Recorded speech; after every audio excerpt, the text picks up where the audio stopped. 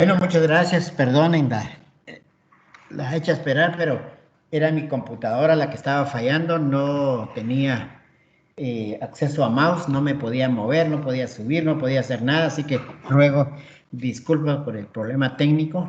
Ya vamos a revisar esta computadora que es portátil y me está fallando un poquito. Hoy se dio el lujo de fallarme, pero vamos a ver un poquito de inflamación crónica. Afortunadamente no es mucho el contenido el día de hoy y nos faltaba que hablar un poquito de inflamación crónica. La inflamación crónica es una respuesta de duración prolongada, que dura semanas o meses. La inflamación aguda es una reacción inmediata que puede durar horas y días, pero la crónica me va a durar semanas o meses cronológicamente hablando.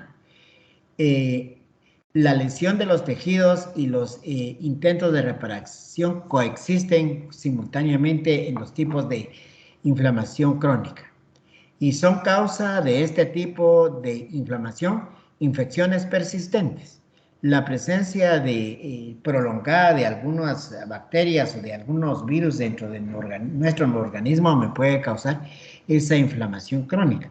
Generalmente la mayoría de infecciones bacterianas y virales son agudas y se resuelven, y cuando no logro una respuesta inmediata, pues uso antibióticos para debilitar a las bacterias y automáticamente de esa manera no pasan a ser procesos crónicos. Sin embargo, muchas veces la virulencia de la bacteria o del virus o del hongo es tan fuerte que incluso no cede a los antibióticos y persiste por tiempo prolongado. Van a haber algunas áreas de nuestro organismo que van a tratar de repararse, pero otras donde se forma nuevamente el proceso infeccioso, y esta es la característica de una inflamación crónica. Son infecciones persistentes y algunas de ellas causadas por enfermedades de hipersensibilidad, porque constantemente estoy produciendo anticuerpos que mantiene activa ese proceso infeccioso crónico.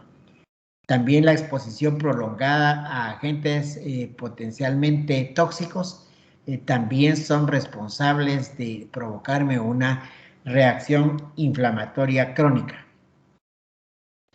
¿Cuáles van a ser las características morfológicas? Porque ya hablamos en tiempo y hablamos de semana y de meses, años a veces. Pero ahora veamos las características morfológicas. En primer lugar, en el sitio de la infección vamos a encontrar células mononucleares, específicamente linfocitos, macrófagos y células plasmáticas.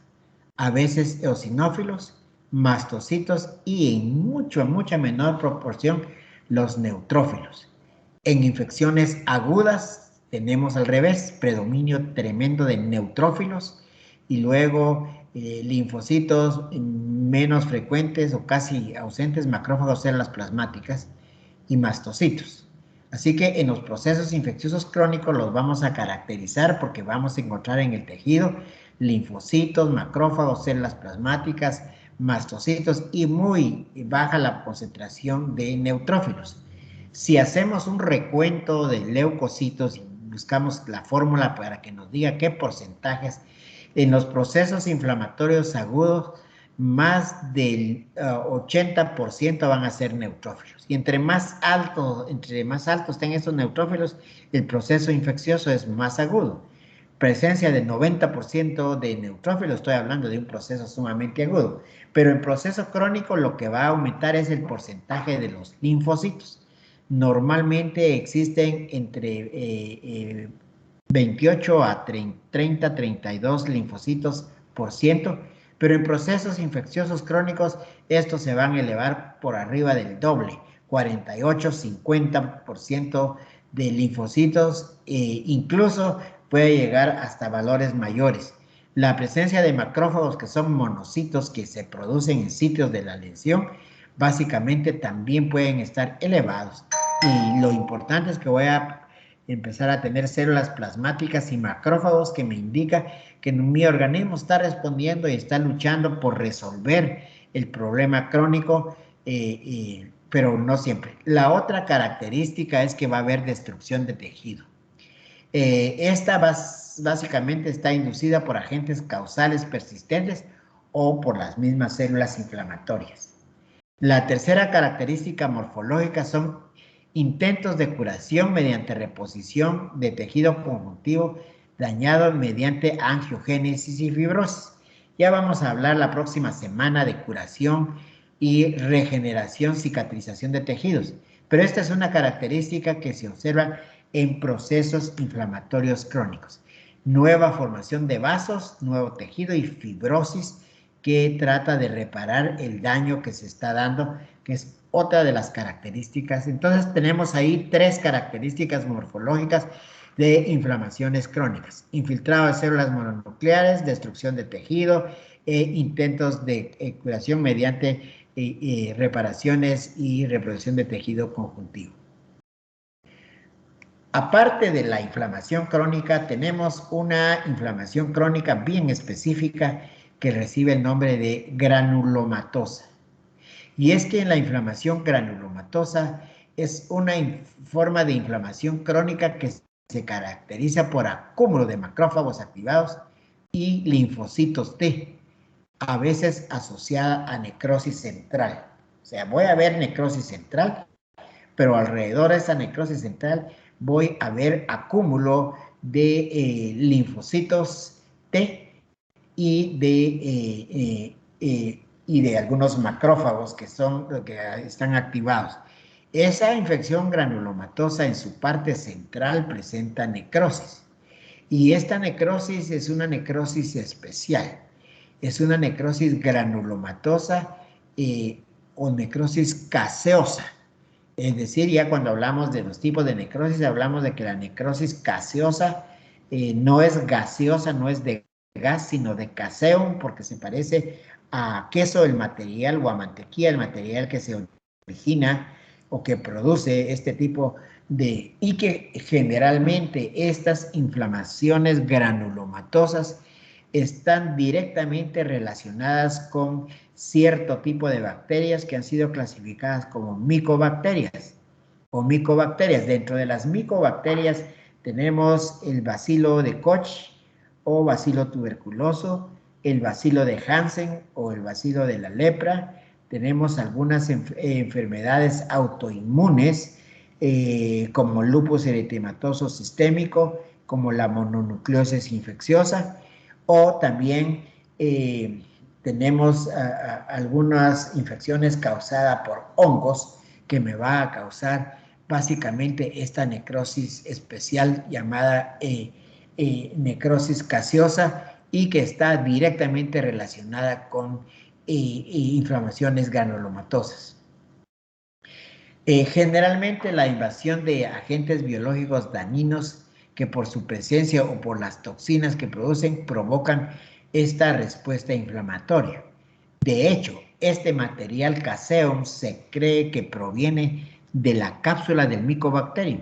La destrucción capsular del Mycobacterium es la que produce esta necrosis caseosa o material caseoso que se observa en los procesos granulomatosos.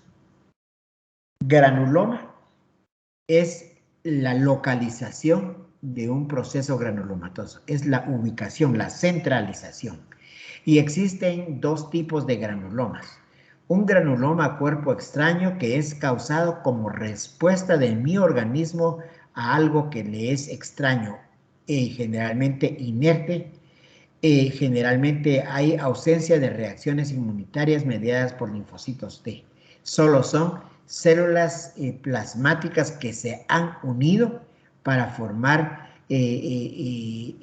una detención o una barrera a ese cuerpo extraño que me está causando el granuloma a cuerpo extraño. Y el granuloma inmunitario, que son causados por diversos agentes, entre ellos la tuberculosis, que la menciono con mucho énfasis porque es la enfermedad granulomatosa persistente en nuestro medio y que va a durar por muchos años, que no es posible controlarla porque generalmente tiene una serie de factores que favorecen en nuestro medio que este proceso inflamatorio se mantenga. A pesar de que la infección granulomatosa causada por el Mycobacterium tuberculoso ha sido plenamente estudiado, ha sido fácilmente diagnosticado a través de ciertas coloraciones especiales, y que además la sintomatología es bastante característica, como ya mencionamos, y que se le ha utilizado una inmunización supuestamente adecuada, puesto que desde el nacimiento se les coloca la vacuna BCG a la hora de nacer, pues automáticamente debiera ser una de las enfermedades que hemos erradicado. Lamentablemente, esta enfermedad granulomatosa llamada tuberculosis persiste en nuestro medio, y la razón obedece a tres factores importantes. Primero, a que existe el Mycobacterium en nuestro medio. Está ahí. Segundo, a que nuestras personas o las personas son desnutridas, la mayoría de personas desnutridas, y entonces tienen una respuesta muy retrasada o muy lenta inmunológicamente, que permite que estos Mycobacterium avancen y tomen grandes extensiones de tejido.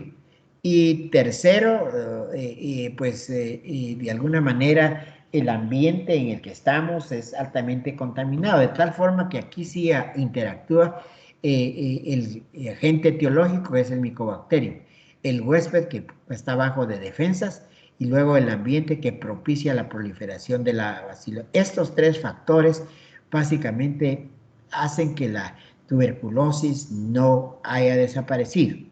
La inmunización no ha resultado efectiva porque no se pone con el cuidado que debe ponerse. A la hora de nacer se debe colocar la primera dosis de la vacuna, y esta debe ser repetida al año, y repetida a los 5 o 6 años nuevamente, para mantener una buena inmunidad. Sin embargo, la primera, que es la que más importante, no se logra poner a todos los recién nacidos como está establecido legalmente en Guatemala. A la hora de nacer nos colocan la BCG a todos para evitar que tengamos tuberculosos, y de esa manera el problema ya se debió haber erradicado.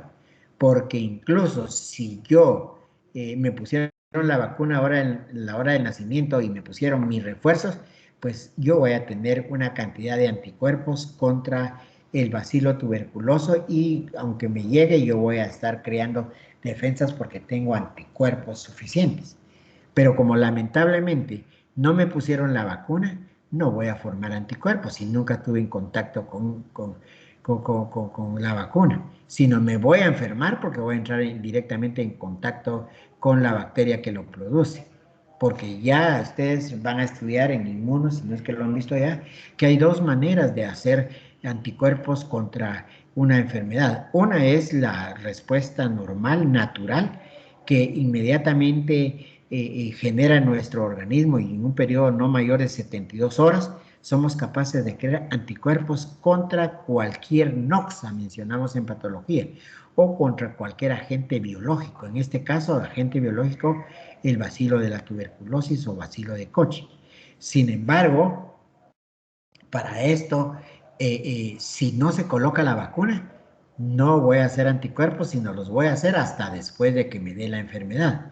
Pero ha pasado lo mismo con el COVID. Si nos hubiéramos expuesto al virus, probablemente nos hubiera dado, pero nuestro organismo es capaz de crear defensas contra, de crear anticuerpos contra esta enfermedad. Mal llamada inmunidad de rebaño, porque no somos ovejas para que nos hablen de rebaños. Rebaños las ovejas, nosotros somos humanos, está mal utilizado el término. Una inmunidad natural normal por exponernos. Pero ¿qué pasó? No nos expusimos.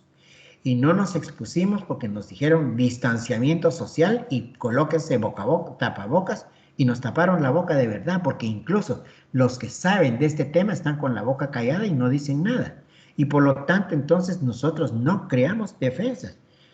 Claro está que para crear defensas se necesita tener una buena respuesta inmunológica, estar en buenas condiciones nutricionales. Nosotros no tenemos muy buenas y la población en general no tiene un estado nutricional adecuado que favorezca una buena respuesta inmunológica, y entonces cuando sucede eso hay que usar vacunas, que es la manera artificial de crear anticuerpos. Y la vacuna tiene como función crear anticuerpos si están hechas en condiciones. Hay algunos virus que no permiten la formación de anticuerpos porque están mutando constantemente. El ejemplo de esto es la influenza. No hay una vacuna que le dé, sino anualmente hay que estarse poniendo la vacuna porque va mutando. Y probablemente, y digo probable porque no está bien estudiado, el virus del COVID también se sabe ya que está mutando y ya ha dado mutaciones, aunque no tan rápidos como la influenza, pero sí muta, y entonces la vacuna tampoco sirve. Una vacuna es específica para una determinada cepa. Si hay mutación, la vacuna tiene que mutarse. Así que no es cierto que nos metan 2, 3 dosis de la misma vacuna para que no nos dé variantes, porque las variantes no las va a proteger, sino va a proteger solo una. De tal manera que tampoco reforzarse vacunas es algo que está mal hecho. Desde luego que en COVID la idea era no se exponga, no crea defensas para que después tengan que comprar la vacuna y se tengan que vacunar, y se volvió el negocio del siglo. Y así está, pues parece fuera de lugar que yo se los esté explicando, pero les estoy diciendo que el organismo es capaz de crear anticuerpos contra cualquier agente etiológico, contra cualquier noxa, ya no digamos contra agentes biológicos. Pero no se hizo, no se hace, y la vacuna tampoco es muy buena. Y no es muy buena cuando no estoy pretendiendo que la vacuna se haga como se hacía inicialmente, colocándonos virus atenuados, sino que ya esta, pues con toda la tecnología que tenemos, ya se pone a través de un ADN ácido.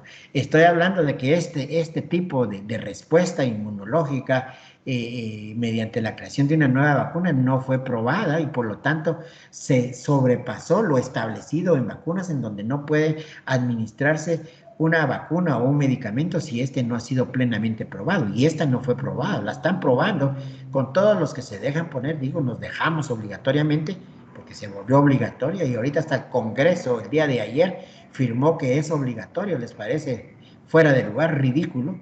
Porque de alguna manera no puede ser obligatorio que le pongan a uno algo que están experimentando. Tampoco somos cobayos para, o conejos para que seamos entes de experimentación. Esta no se debió haber puesto hasta que realmente resolviera el problema. Muy urgente, no, si pudimos haber creado defensas.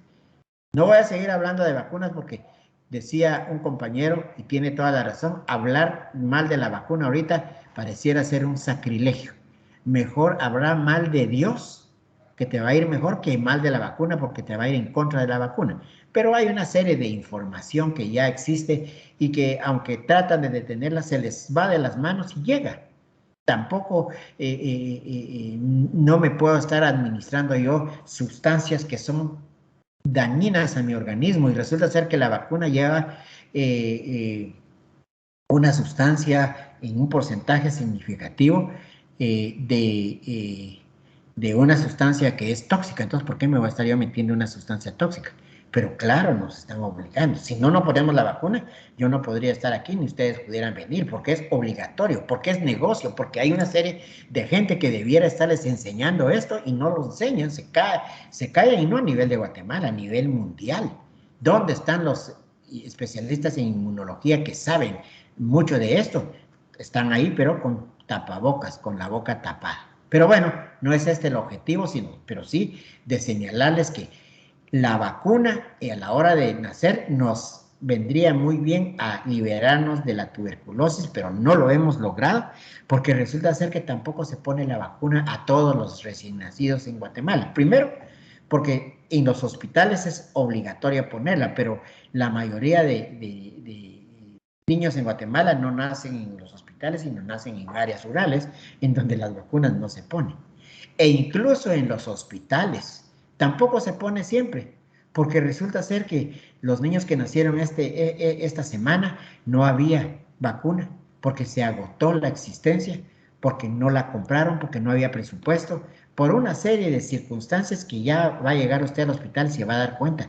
No hay vacuna. Esta semana todos los que nacieron no fueron vacunados porque no había BCG, porque no pagaron, entonces no les quisieron despachar, o porque hubo problemas en el despacho. Lo cierto es que no hubo.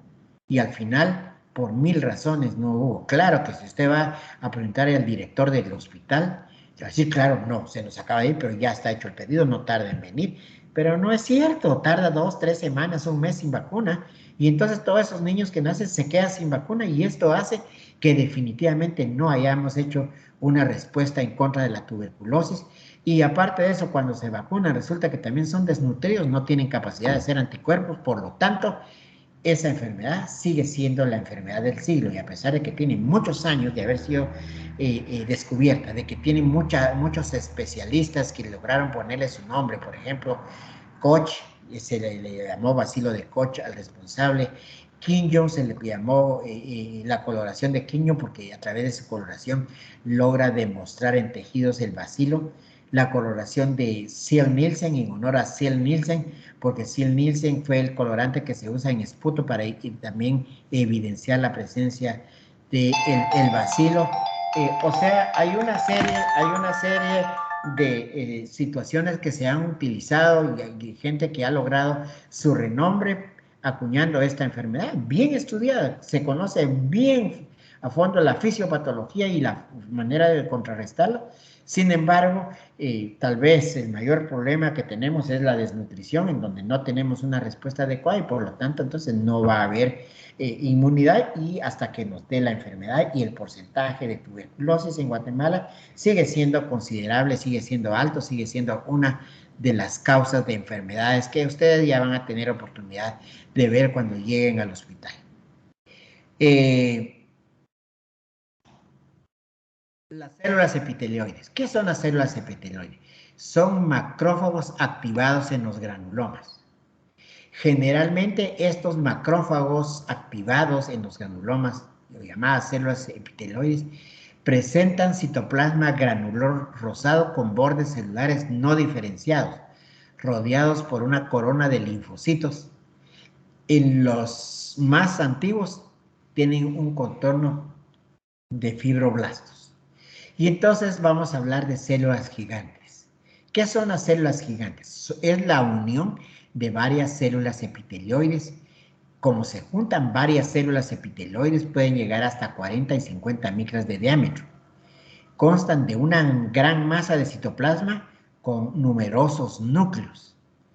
Y existen dos tipos de células gigantes: la célula gigante tipo Langhans y la célula gigante a cuerpo extraño.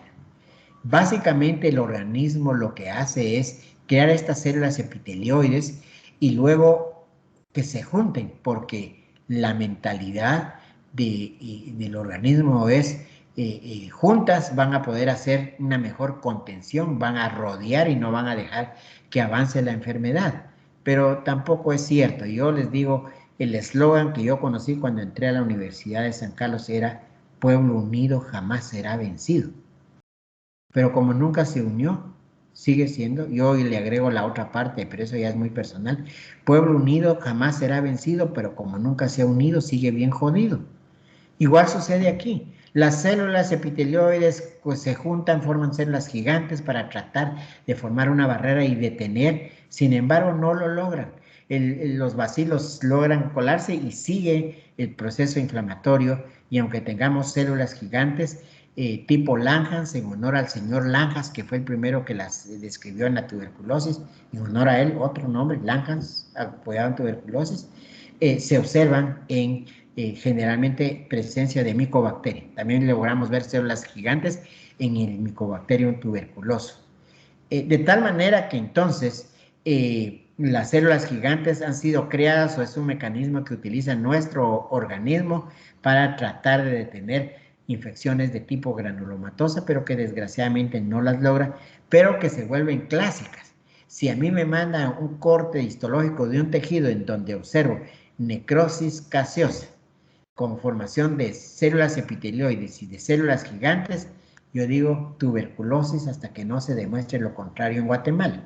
Ordeno una coloración especial de ese tejido o pido que le hagan coloración de Zell-Nielsen al esputo de ese paciente y lo más seguro es que logré identificar al bacilo de Koch o al bacilo tuberculoso. Dicho sea de paso, también hay un cultivo específico para que crezca este bacilo Mycobacterium y este cultivo se llama de Lowenstein Jensen. Don Lowenstein Jensen fue quien creó un medio de cultivo para que inhiba todas las bacterias y solo deje crecer al bacilo alcohol ácido resistente que puede ser visualizado en cultivo y de esta manera pues podemos hacer diagnóstico.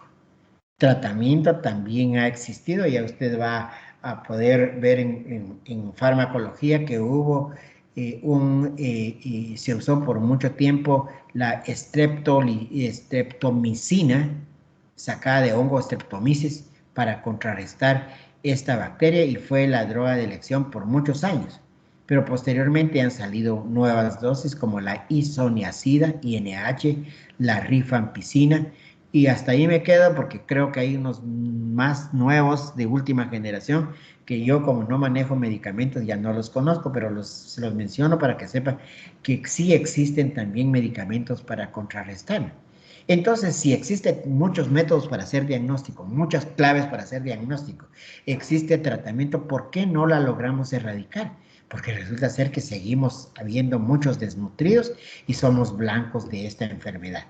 Les menciono esta enfermedad granulomatosa como una infección crónica más frecuente porque, repito, no se ha logrado erradicar en Guatemala y usted va a tener todavía posibilidad en pleno siglo XXI, casi llegando al siglo XXII, de hacer diagnósticos todavía de tuberculosis. No se lo ha logrado erradicar.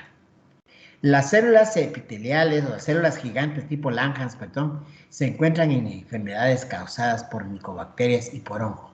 Entre ellas la tuberculosis causada por el bacilo de Koch, la lepra causada por el bacilo de Hansen, la sífilis que es causada por el treponema pálido, enfermedad de arañazo del gato causada por bacilos gram negativos, sarcoidosis, que es de etiología desconocida pero que forma granulomas no necrosantes, la enfermedad de Crohn, que es una reacción inmunitaria contra bacterias intestinales, posiblemente autoantígenos, de tal manera que estas son enfermedades entonces en las que vamos a encontrar células gigantes. Sin embargo, en Guatemala, la número 1, Koch hasta que no se demuestre lo contrario, y entonces como diagnóstico diferencial, ¿de qué tenemos que diferenciarlas? Pues de la lepra, de la sífilis, a enfermedad de arañazo de gato no tenemos en Guatemala, afortunadamente. La sarcoidosis, que es de origen desconocido, sí tenemos, pero en muy baja incidencia, y la enfermedad de Crohn tampoco es muy frecuente en nuestro medio. Ahí tenemos un corte histológico de una enfermedad crónica. ¿Por qué digo que es crónica? Porque la gran cantidad de leucocitos, que son esos de color morado intenso que se observan ahí, son linfocitos. Y los más grandototes, como este, perdón, tengo problema con mi mouse, disculpen. Bueno, sí, aquí están. Estos grandotes que están aquí son macrófagos. Este es un gran macrófago, ya lleno de una, pero la mayoría yo no miro leucocitos polimorfonucleares, por lo tanto, aquí me es fácil a mí decir, este es un proceso inflamatorio crónico. Cuando usted sea residente de patología, le van a enseñar en patología 1 cómo diferenciar una inflamación crónica de una aguda, y esta es la clave. Inflamaciones crónicas, predominio de células mononucleares y macrófagos. Y en un proceso inflamatorio agudo, predominio de células neutrófilas, especialmente segmentadas. Muy bien. Ahí la formación de células gigantes. Aquí tengo 4 células gigantes bien definidas, bien determinadas. Otra vez mi mouse con un poco de problema, perdone. Aquí está ya. Aquí hay una célula gigante. Ups, se me fue. Madre purísima. Una célula gigante Vamos a ver si logramos regresar un poquito la presentación.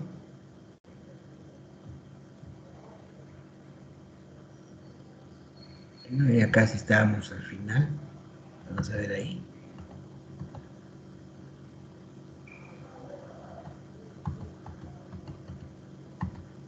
Sí, estábamos señalando acá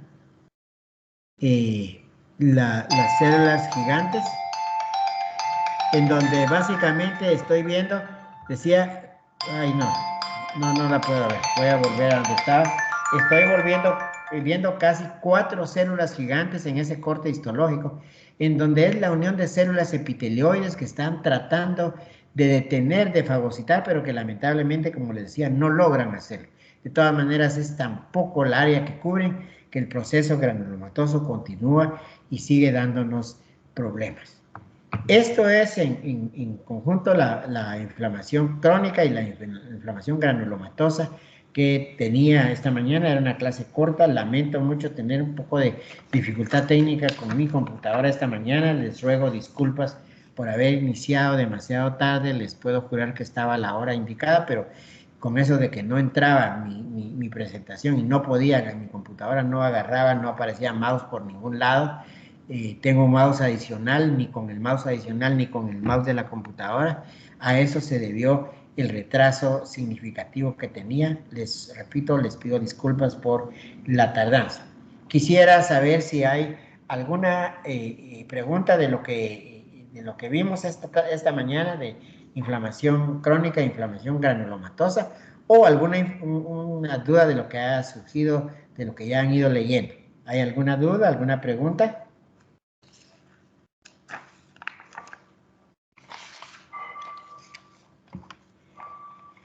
¿No hay preguntas? Yo creo Bueno, que por el solo voy momento todo claro, a doctor. chequear. Sí, perdón. No, le decía que por el momento todo claro, doctor. Bueno, muchas gracias. Pablo, David, ¿todavía lograste aguantar la tardanza? Sí, doctor. Gracias, Pablo, por aguantar. Carlos Humberto Acevedo. Presente, doctor, feliz día. Gracias, Carlitos, gracias también por aguantar el tiempo. Diego Roberto Aguilar Mancilla. Buen día, doctor, aquí estamos. Robertillo, muchas gracias. José Daniel Albizú. Presente, doctor, feliz día. Gracias por asistir a la clase y perdón por la tardanza. Kenneth Alvisures. Presente, doctor. Gracias, Kenneth, por esperar también. Marilyn Argueta. Presente, doctor, feliz día. Gracias, señorita Argueta, buenos días. Adriana Argueta. Presente, doctor, feliz día. Gracias, Adrianita, me alegro que ya se hayan recuperado y gracias por esperar la clase. Luisa Fernanda Bautista. Presente, doctor, feliz día. Gracias, Luisa, por esperar también. Adriana Cristina Cabrera. Presente, doctor, feliz día. Gracias, Adrianita. Julio Alberto Carrera. Presente, doctor, que tenga feliz día. Gracias, Julito, por esperar. Brandon Coronado. Presente, doctor, buen día. Gracias, Brandon, por esperar. ¿Alguna duda, Brandon, de lo que hemos hablado? Momento no, doctor, muchas gracias. Gracias, Brandon. Sebastián Alejandro Crozier. Presente, doctor, feliz día. Gracias, Sebastián, muchas gracias. Gracias por esperar. Mario Wilfredo Estrada. Presente, doctor, feliz día. Gracias, igualmente, Mario. Isabela Estrada. Presente, doctor, feliz Gracias, día. Isabelita. Marcos Alfonso Galvez. Presente, doctor. Gracias, Marcos. Ana Patricia García. Presente, feliz día. Muchas gracias, Ana Patricia. Jacqueline Andrea Girard. Presente, doctor, feliz día. Gracias, señorita Girard. Manuel de Jesús Gómez. Presente, feliz día. Gracias, Manuel. Ana Sofía Letona. Presente, feliz día. Gracias, Ana Sofía. Natalie Madrid Rosales. Presente, feliz día. Gracias, Natalie. Gabriela Maldonado. Presente, feliz día. Muchas gracias, Gabrielita. José Pablo Marroquín. Hola, doctor, presente. Gracias, José Pablo. Ana Isabel tenga buen día. Meléndez. Gracias, Pablo. Presente, doctor. Buenos días. Gracias, señorita Meléndez Marroquín. Tania Vanessa Montoya. Presente, feliz día. Gracias, Tania. Jessy Dayana Morales. Presente, doctor. Buen día. Gracias, Jessy. María Esmeralda Morales. Presente, feliz día, doctor. Gracias, María Esmeralda. Rocío del Carmen Morán. Presente, doctor. Feliz día. Muchas gracias, Rocío. Kimberly Pamela Mota. Presente, doctor. Feliz día. Muchas gracias, Kimberly. Araceli Ochoa. Presente, feliz día. Moniquita, buenos días. José David Orellana. José David. Bueno, se desesperó porque tardamos mucho. Katia Mayerly Orellana. Presente, doctor. Feliz Gracias día. por esperar, Katia. Buenos días. Cindy Pineda. Presente, doctor. Feliz día. Gracias, Cindy. Igualmente, Abigail Pinto. Presente, doctor. Gracias, Abigail. Jorge Antonio Rivas. Presente, doctor. Feliz día. Y gracias, Jorge. Sofía Alejandra Rodas. Presente, feliz día. Muchas gracias, Sofi. Singrid José Roquel. Presente, feliz día. Singrid, buenos días. Muchas gracias por esperar. Gabriel Estuardo Rosales. Presente, doctor. Buenos días. Muchas gracias, Gabriel. Jocelyn Samayoa. Presente, doctor. Feliz día. Gracias, señorita Samayoa Sosa. María Valeria San